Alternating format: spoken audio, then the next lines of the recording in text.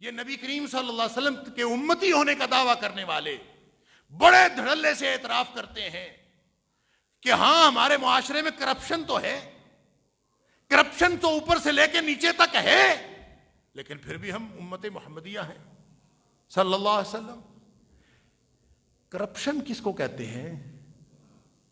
بدعنوانی، اس کا ترجمہ کیا جاتا ہے بدعنوانی، اور بدعنوانی ہوتی ہی وہ ہے جہاں بددیانتی ہو۔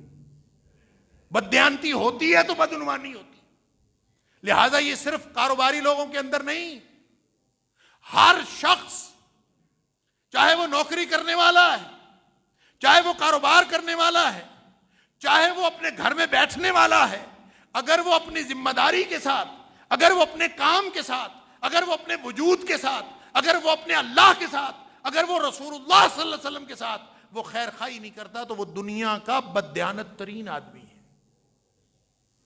نبی کریم صلی اللہ علیہ وسلم اس لیے تو فرمایا تھا دین النصیحہ، دین ہے ہی خیر خواہی کا نام۔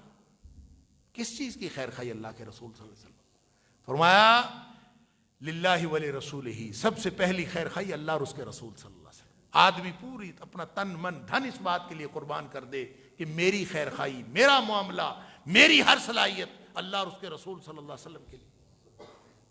وَلِأَئِمَّةِ الْمُسْلِمِينَ وَعَامَّتِهِمْ، اور پھر مسلمانوں کے جو امراء ہیں، ائمہ ہیں، ان کے لیے خیر خواہی، وَعَامَّتِهِمْ، اور ہر مسلمان کے لیے خیر خواہی۔ جب تک آدمی کا یہ سچا کردار نہیں ہوگا اور اس طرح کا سچا معاشرہ ڈیولپ نہیں ہوگا، ہمارے سارے دعوے جھوٹے ہیں، اور جب سارے دعوے جھوٹے ہیں تو پھر ہم اللہ کی طرف سے بربادی کا انتظار کریں کہ اللہ کا عذاب کب آتا ہے۔ یا تو اپنا کردار ٹھیک کر لیں، ذرا دیکھیے گا، جا کے گھر سوچئے گا کہ میری زندگی میں کہاں کہاں جھوٹ شامل ہے، کہاں کہاں بددیانتی شامل ہے،